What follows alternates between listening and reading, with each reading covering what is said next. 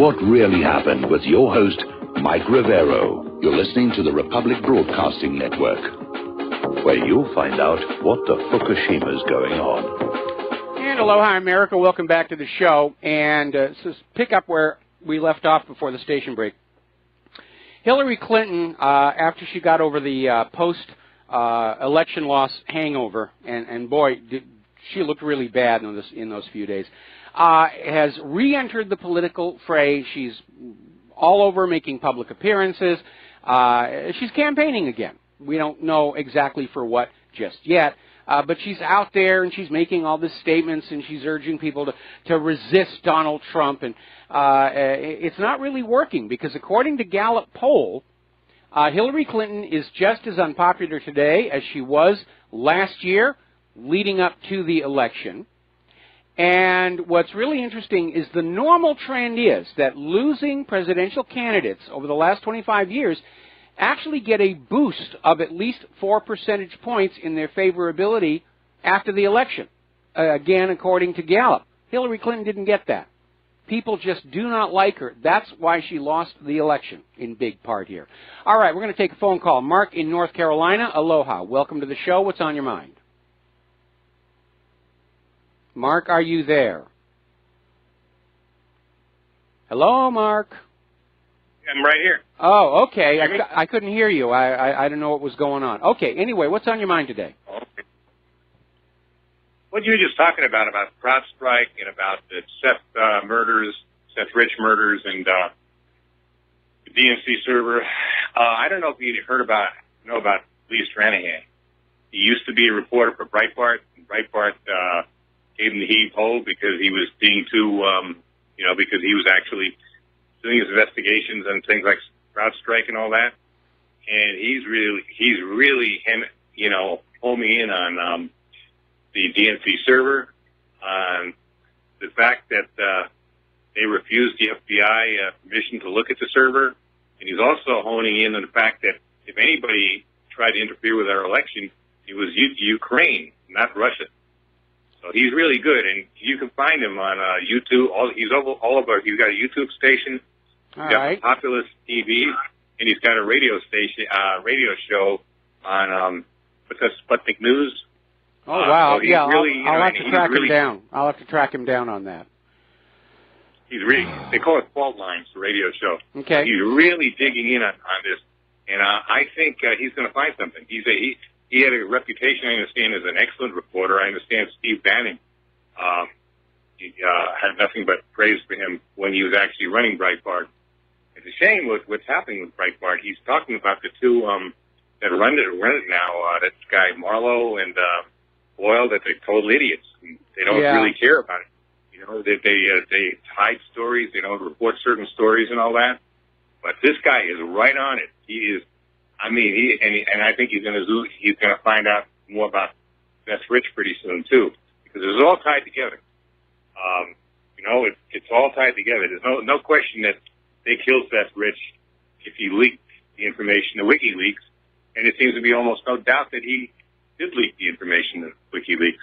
I don't know what you think about that. Well, there are people who've come forward who are saying they were part of the chain, if you will. I mean, Seth Rich didn't just go right up to Julian Assange and hand him the flash drive. He handed it to a friend who handed it to another trusted friend who got it to Julian Assange. Right. And they've all come on out and said that, yes, Seth Rich was the leaker. Members of Seth Rich's own family have come forward to say that, yes, he told them he was going to do this. Again, all of those leaked emails, if you look at the dates, they all stop at the time when Seth Rich was assassinated. And so it's a very compelling case. But the point here is there's far more evidence that Seth Rich was the leak and killed for it than there is that Russia somehow hacked into the DNC servers. Oh, absolutely. There's no evidence that Russia hacked into anything. That's right. But as far as these murders, the murders go, I mean, there's every reason to believe the DNC would have done it. I mean, it was complete. What do you call it again? They had absolute motive. They had the ability to do it, and they had the motive to do it. Any opportunity. Well, I think what happened is when the emails came on out, they probably had a little skull session, and they said, first of all, if it came on out that one of our own people betrayed us, it makes us look bad, but we'll demonize the Russians, and it'll build sympathy for us. And I think that was the basis for the decision. By the way, saying it was the Russians was an attempt to discourage people from actually reading the emails. And I remember there was one of the corporate media talking heads, I don't recall who it was, who literally came on out and tried to tell the audience it is against the law for you to read those leaked emails. If you read them, you could be arrested and go to jail, which is complete and absolute nonsense. That was that fool Mario Cuomo. Yeah, yes. I mean, not Mario Cuomo. Chris Cuomo that said that on CNN. Yes. I know there's people who are going to listen to him. You know, they're afraid. The Democrats are afraid, and I think personally, it's going to lead to more than just the Democrats if this really starts coming out. Oh yeah, it's going to be another major credibility loss for the corporate media. And I got to tell you right now, I know I keep coming on back to this thing. I am absolutely thrilled that the History Channel had the courage to put out this 8-hour, 4-part special on America's war on drugs, because they're out there, you know, telling everybody, yeah, the CIA was behind the cocaine epidemic of the 1980s and 1990s. And we watched another segment of the thing last night. I've got my DVR. When is this going to be? What day is this on? What day is it? Okay, go to History Channel. You're going to have to look on your own guide. I know it's running now. I think they just did the 4th episode last night, but I'll tell you right now, they're going to stream this thing. They're going to run it over and over and over again, or it may be on demand. But this thing is being talked up all over the place. It's getting a lot of positive coverage, along with the usual inevitable corporate media. Oh, it's all wacky conspiracy theory. You don't want to look at this. You know, drug kingpins are all smelly, swarthy South American people. You know, the idea that we have drug lords in the United States. I mean, what a ridiculous idea. You silly people. Is this the actual History Channel, or is it one of the subsidiaries? I know it's the actual History Channel. History too. The actual History Channel. Yeah. Okay. And it's America's War. Plus, we posted the link to the website, to the webpage at the History Channel. You can watch all 4 episodes there as well. Maybe people will start wising up with that, and with the Putin interviews with Oliver Stone, and maybe people are going to start wising up and finding out the truth. I wish Stone would go and interview Bashar al-Assad now too. Well, I'll tell you what I would really like to see. I would really like to see, and this is a call to Rivero's Rangers, is I'm going to repost that link to the History Channel page for America's War on Drugs. And I want everybody, first of all, make sure you watch it, because it validates and vindicates everything we've been saying all over the years about what was going on in Mena, Arkansas, and the involvement of the highest levels of the American government in bringing tons of cocaine into this country.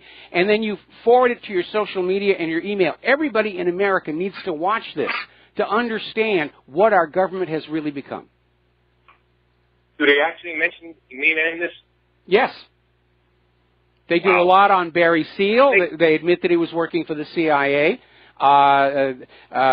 They tie it up with George Herbert Walker Bush. I mean, it's only 8 hours. They can't do it all, obviously, because we're talking about the activities of thousands of people occurring over many, many years. But for an 8-hour distillation, you know, they got the high points. They got the high points. I know. I've known this for a while, and and I've also saw the movie about Jerry Webb, and Alex Jones interviewed the real Freeway Rick Ross, not the traffic corrections officer. He's in this, by the way. The real guy. Yeah, Ricky Ross is in the documentary as well. I mean, they got a lot of the former drug pilots, former CIA people, and they're all coming on out and saying, yeah, this was going on, you know. And it's powerful, it's well produced, it's well edited. I'm probably going to get the DVD set of this thing, because, you know, I'm watching this, and, you know, it's almost scary. I met a few of these people, including Freeway Ricky Ross, when I was in my first marriage, because my first wife had been involved in as a mule in some of that drug couriering from Central and South America into the U.S. And she actually... You read?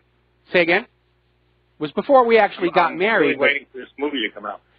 I'm really waiting for this movie to come out. I think it's coming out in September there with Tom Cruise playing the part of, what's that guy's name? The guy who was... Barry Seal. He was murdered. Yeah, Barry Seal. Yeah, I'm really looking forward to that, too. Well, that should be good. I looked it up. It's coming out in September. Well, I wish it was coming out quicker. You know, after this History Channel show, if it does get a wide viewing, and a lot of people are talking about it, I would not be surprised. Let me finish here. I would not be surprised if the Tom Cruise version of the movie comes under pressure to sort of water down the story or try and shift it away. My concern when I first started watching America's War on Drugs is they were going to try and say, well, it was just these factions of the CIA, it wasn't an official project, and, you know, we don't always know what our people are doing. But no, they tied it right up to the highest levels of the CIA, to Felix Rodriguez, and all the way up to George Herbert Walker Bush. And people need to see this. Yeah. By the way, yesterday, Joe Biggs was in InfoWars again. Hopefully he's going to be back.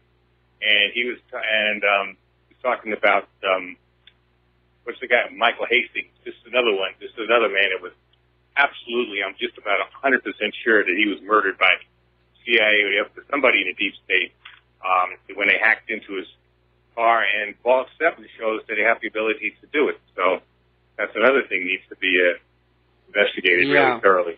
And there's something common with this family of Seth Rich and with Michael Hastings.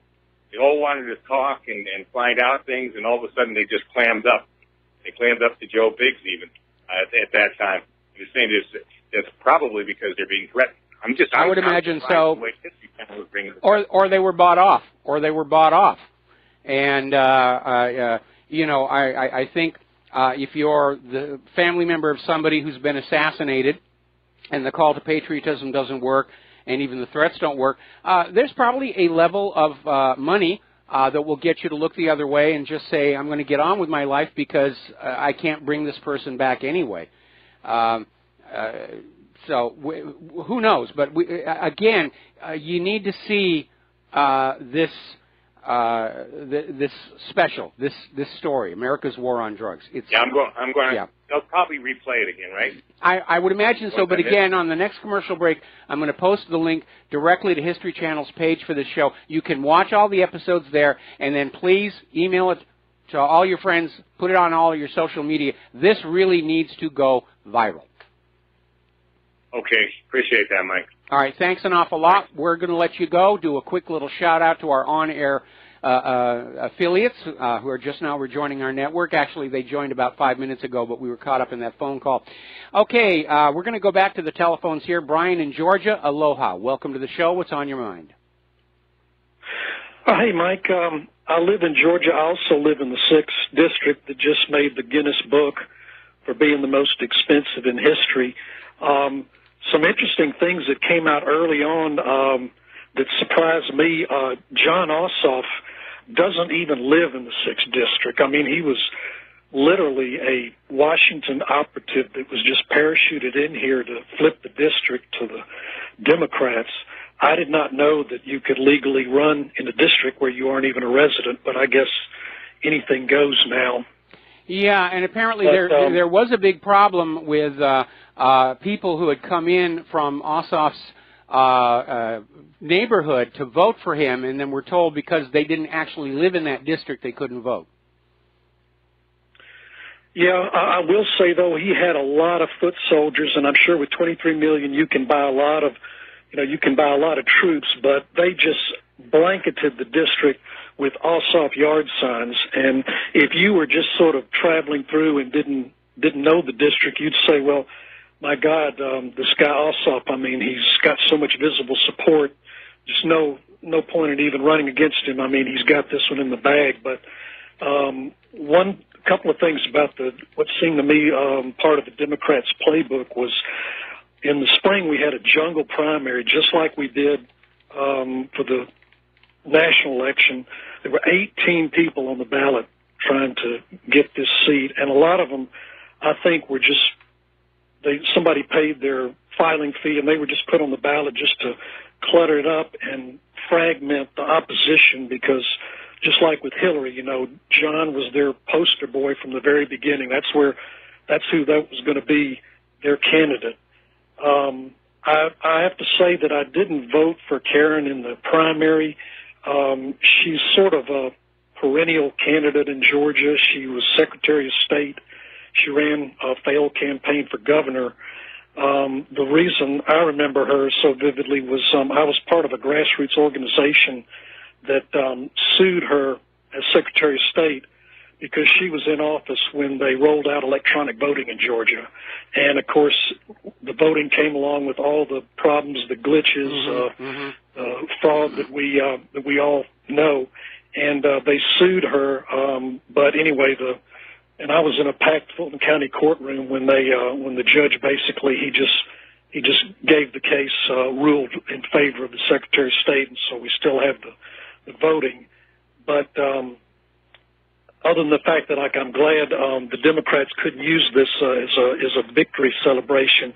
Another thing about Karen Handel, she is definitely going to be voting with the GOP establishment. I mean, if they want, you know, more money for the military, if they want more Russian sanctions, you know, she's going to vote with the establishment in Washington. So she's no Cynthia McKinney. But anyway, it was a very interesting election.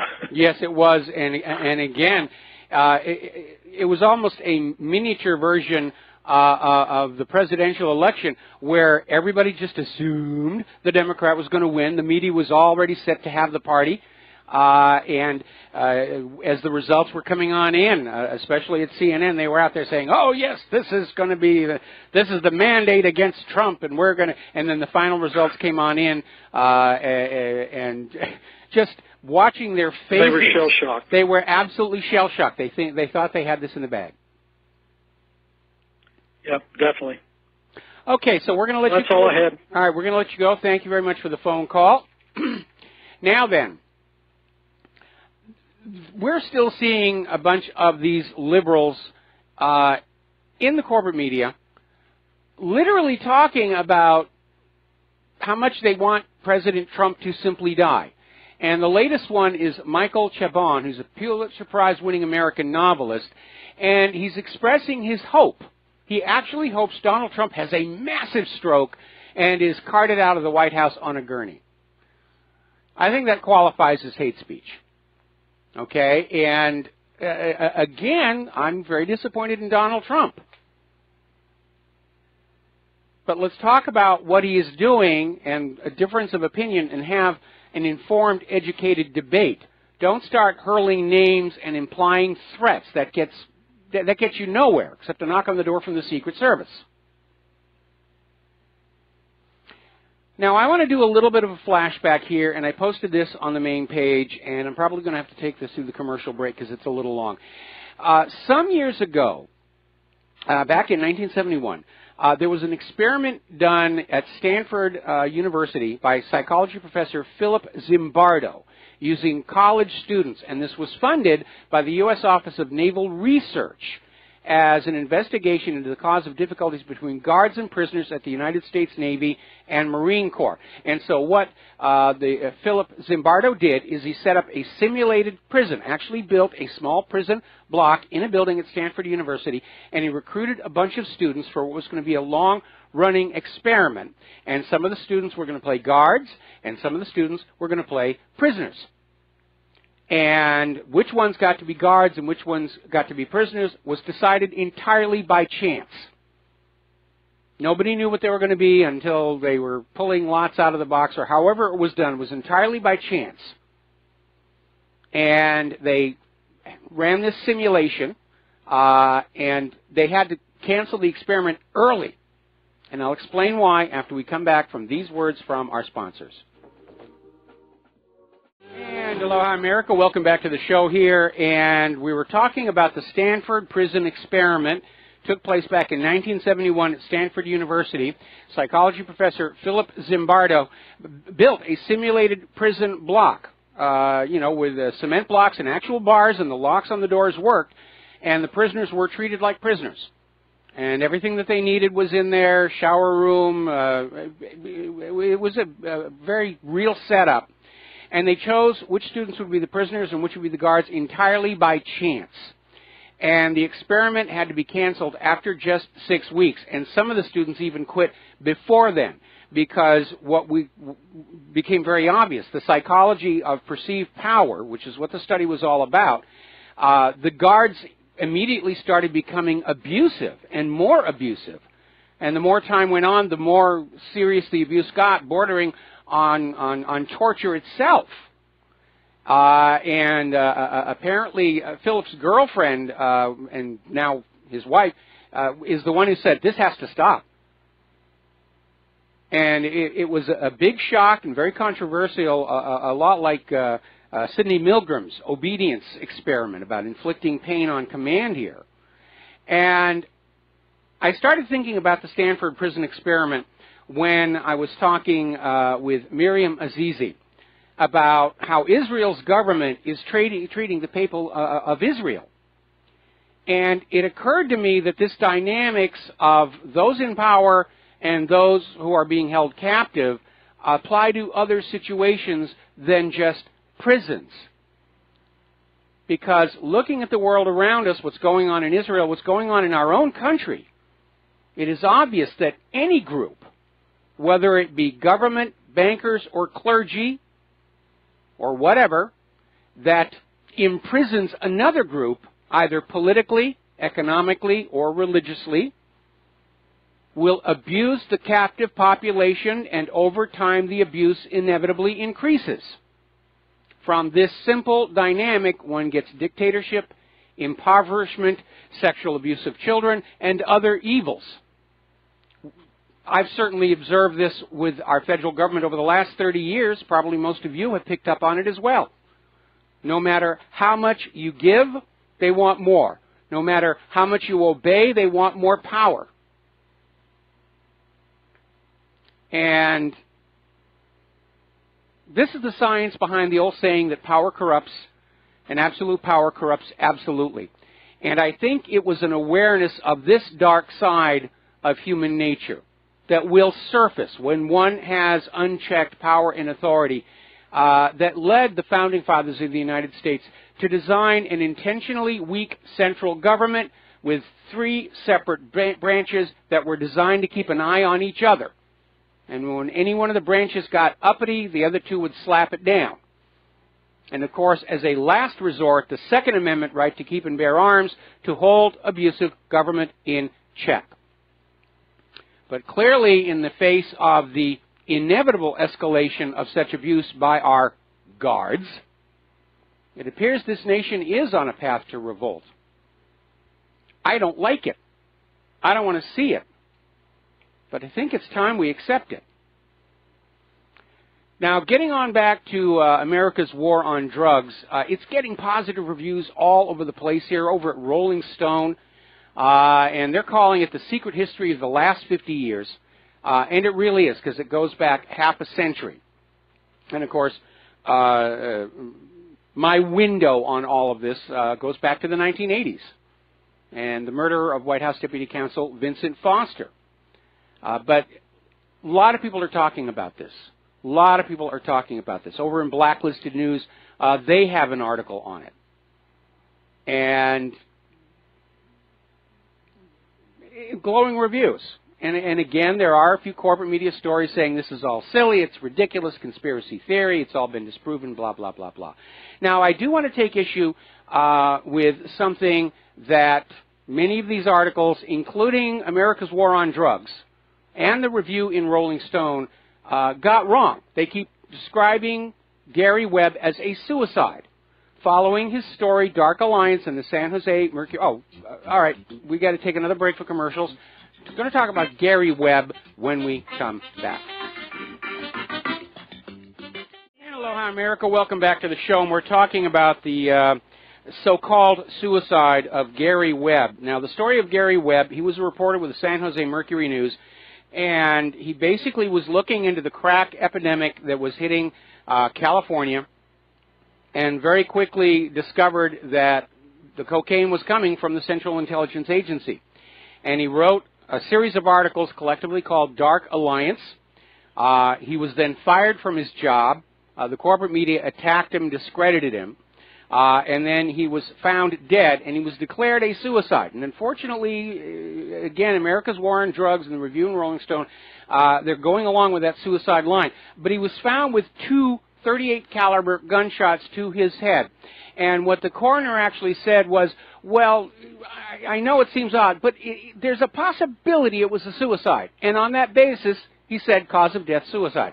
I seriously don't think so. And so a lot of wet work involved in this drug business.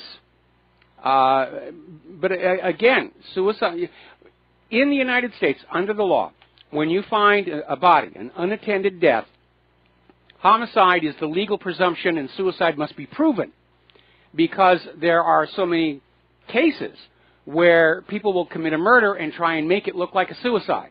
So you assume it's a murder until you can confirm it's a suicide.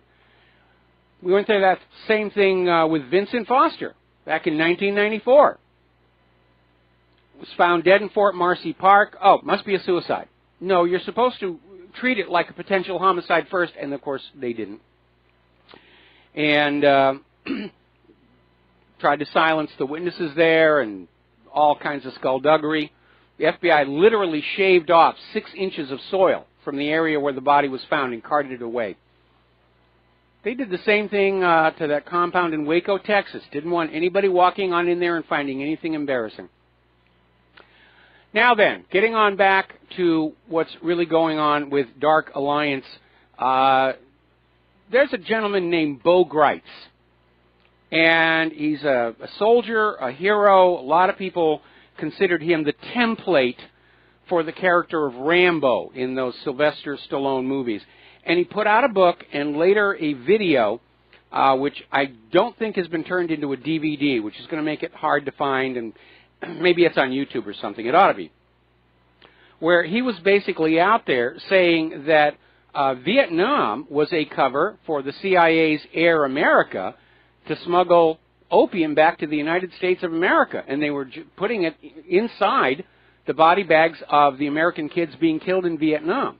They were buying the opium from a drug lord named Kun Sa, flying it down in their Air America planes, and then putting it on the aircraft that were headed for the United States of America. So the CIA has been doing this for a very, very long time. So let's turn to Afghanistan. Apparently, Afghan opium production is now 40 times higher than it was since at the time of the U.S. invasion. Remember, the Taliban had all but eradicated opium production in Afghanistan. If you were caught with a poppy, they were going to take your hand off. Draconian, but obviously it worked. And now, of course, we have photos of the opium poppies blooming and being guarded and protected by the so-called coalition forces. And we even have pictures of some of these soldiers literally handling the sacks of the raw opium. So it's out. That's where it's coming from. And there's been a surge in both legal and illegal opiates here in the United States of America. In fact, story out of InfoWars, emergency room visits for painkillers surge 99% as overdoses spike across the U.S. And further in the article, they identify it's specifically opioid painkillers because they are addicting. People will want to take more of them, and it's very, very dangerous. Another article that came on out here from Breitbart, Obama-era drop in anti-drug programs fuel heroin use among women and children.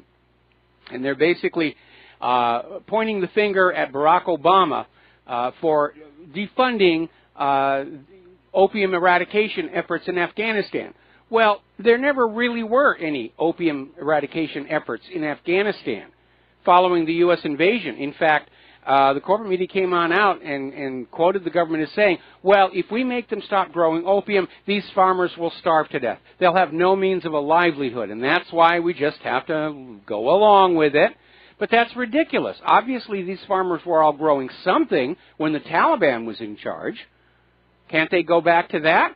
They're not going to want to, of course. Growing opium is far more lucrative crop. But again, and this is a point that History Channel's America's War on Drugs makes, is the hypocrisy of a government that on one hand is out there talking about a war on drugs, and on the other hand is actually bringing this stuff in. So what's really going on in there? Now, there is another video, and it's a little bit long, but you're probably going to want to watch it. And it's called The Simple Truth About the Drug War.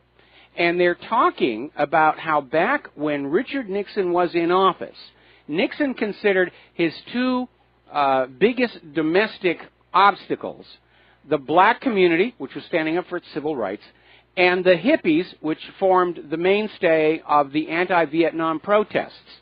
And because the blacks were using heroin and the hippies were using marijuana, the criminal penalties and enforcement for those two drugs specifically were increased in order to be able to bring those populations under control, to disrupt them, to break them up, to make them look evil in the eyes of the general public.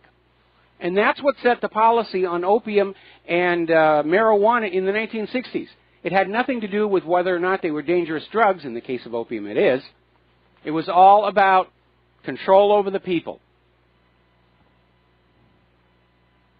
And in America's War on Drugs, they make a similar point when they point out the disparity in sentencing and enforcement between crack cocaine and powder cocaine, because crack cocaine was in the black neighborhoods.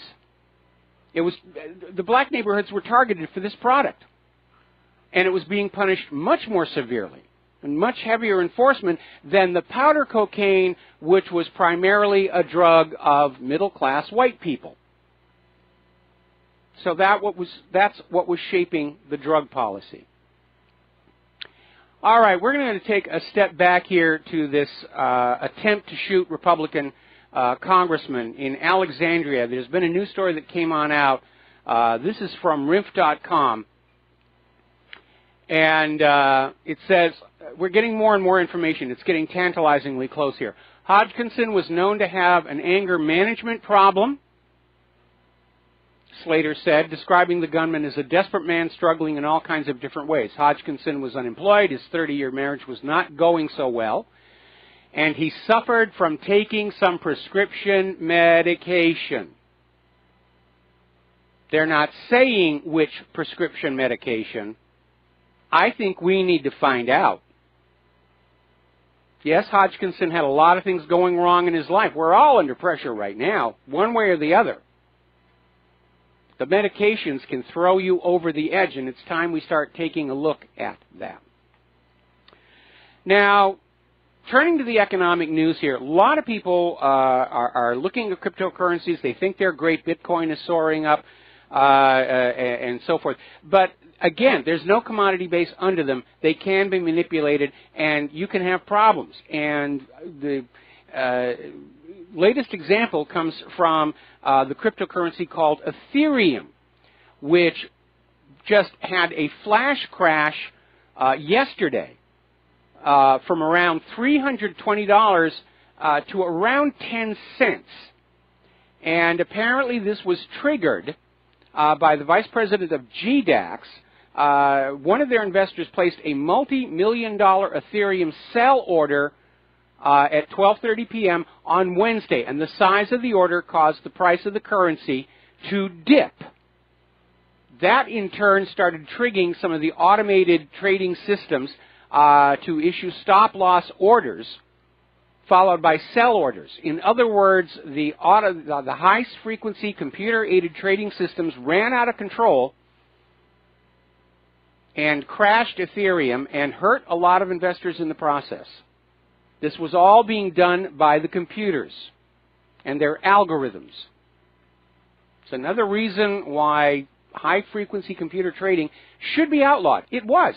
They tried it back in the 1980s, and it was responsible for instability of the markets, tremendous chaos it caused, and they banned it. And about the same time they were repealing Glass-Steagall, they said, the Wall Street firms can bring back the high-frequency computer traders. And, of course, today the computers are much more powerful. The algorithms are much more powerful, and things can spin out of control that much faster. Now, McDonald's stock has hit an all-time high. Apparently, Wall Street investors think it's wonderful that McDonald's is going to replace all their cashiers with kiosks, where you will go on in and you will order whatever off a touch screen, and then you'll pay for it, presumably, with a card of plastic. And I'll tell you this right now, I'm never going to set foot in a McDonald's ever again. We have got to stop this trend of killing jobs in this country. Because collectively, our employees are collectively our customers. We are heading to an eventual outcome of all the stores being served by robots, selling products made by robots, and they stand around with nothing to do because the human buyers don't have the money to buy anything. We're on the edge of that right now. That's why car prices are so low, appliance prices are so low. They're trying to lure buyers in. Nobody's got any money, and nobody wants to borrow any money because they are uncertain about what's going to happen in the economy. They don't want to take out a loan where 3 months from now they lose their job and they can't make the payments. They don't want that. Things are going really bad over in Illinois. They're basically in a meltdown. Basic services are being put on hold. According to this article over in Investment Watch blog, it's looking more and more like Illinois is going to basically pirate what remains in the pension funds, trying to deal with their debt. And we're seeing this all over the United States. We're seeing it all over the world. The government has amassed simply too much debt for it to handle. And remember, as you drive wages and salaries down, that revenue stream also dries up. And this is all money junkie thinking. More debt is good. Lower salaries and wages. We'll find customers somewhere. It doesn't work. For an economy to function smoothly and efficiently, there has to be a recycling mechanism where wealth is brought down from where it accumulates at the top of that economic pyramid and gets back to the bottom, where ordinary working people can trade their labor for decent wages and salaries and then pump that wealth back into the economy at the bottom. If you take away that recycling mechanism, which happens under fascism, sooner or later that economy implodes. And we're headed there. We're headed there. And nobody who is in charge sees it. Or if they see it, they're too dependent on the system to try and generate a change. New York City is now also on the verge of a pension crisis. And again, all of these defunded pensions go back to the 2008 mortgage-backed security fraud. Because remember, when that was all going on, Wall Street's rating agencies rated these bundles as AAA that made it legal for pension funds to buy them.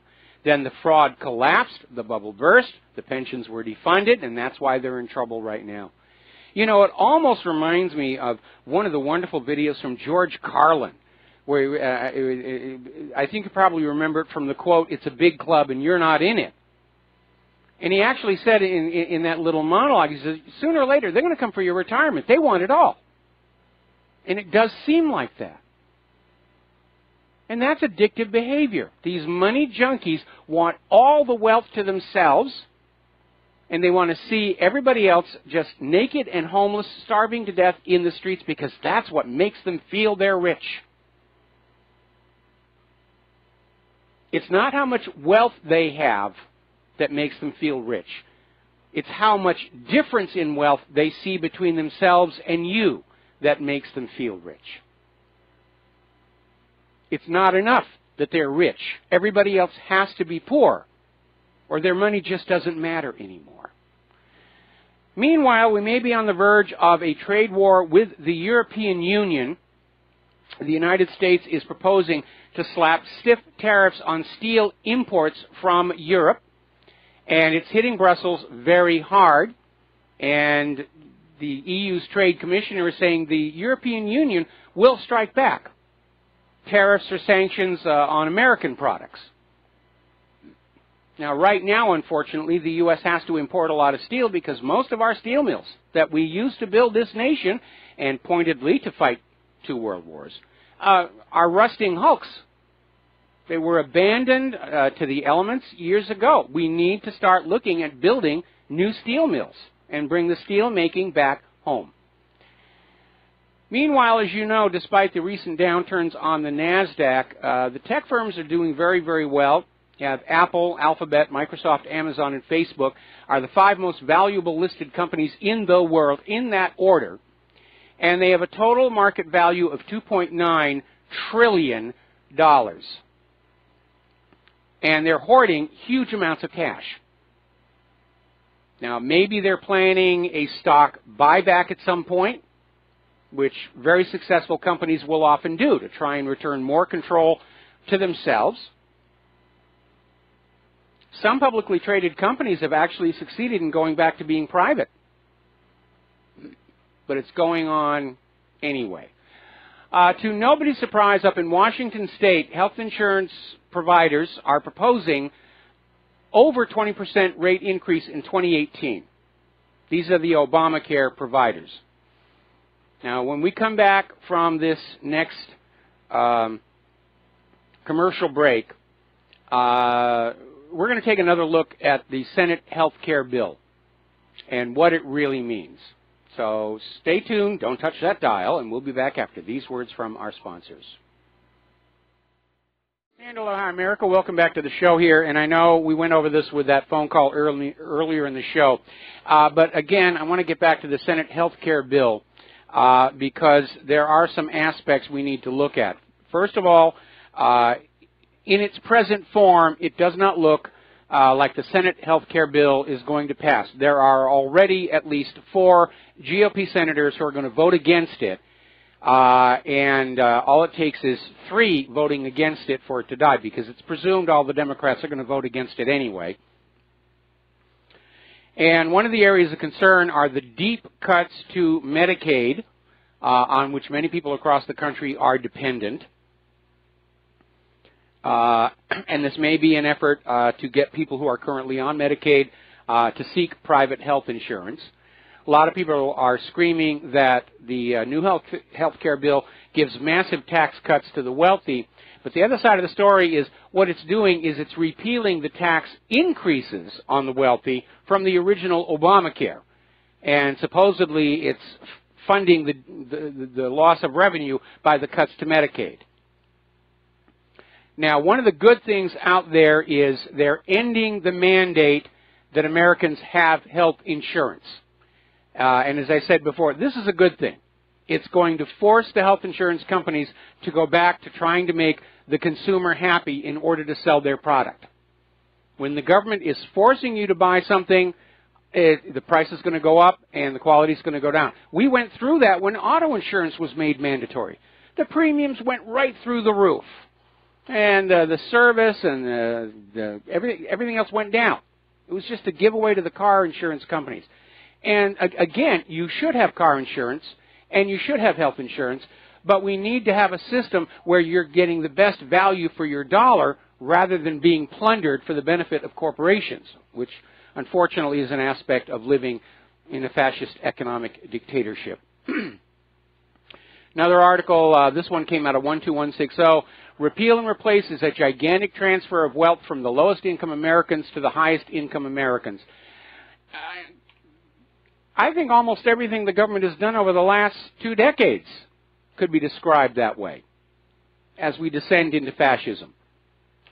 Loot the people to make the rich richer still, overall. But again, the qualifier here is that these are not really a cut in taxes on the wealthy. It's repealing the tax increase from the original Obamacare. So we need to be very, very careful about this. There's a very interesting article. It came out from unreportedtoday.com. And it's saying the U.S. economy is a perverted, neo-feudal, rent-seeking abomination. And I wish they wouldn't sugarcoat it like that. I'd rather they tell us how they really feel. But they're going on back to all these taxpayer-funded bailouts for the bankers and Wall Street and TARP and QE and all the rest of it by a government that very clearly values banks above the American people. We'll be right back.